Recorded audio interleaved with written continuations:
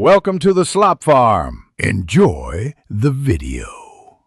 You start by identifying whether the keeper, strap holder, the spring bar, or the strap end is failing. This determines the fix.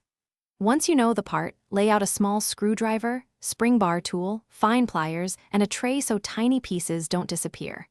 Make sure lighting is bright and use a magnifier if needed. Good visibility prevents lost springs. Begin by easing the spring bar out a little, so you can check fit and alignment before attempting repair. You remove the spring bar and compare it to a replacement. Length and diameter must match for secure retention.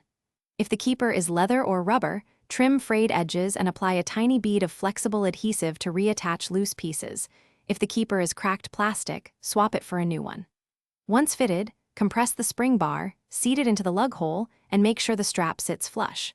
If metal parts shift, a single small drop of thread lock keeps them stable. You finish by testing the strap with typical wrist motions and gentle tugs to confirm the keeper stays in place. If any movement remains, replace both the spring bar and the keeper together. Mismatched new-to-old parts often cause failure. Once satisfied, trim excess glue and polish edges to avoid skin irritation. Troubleshooting tip: if the strap still slips, swap to a slightly thicker spring bar or new keeper.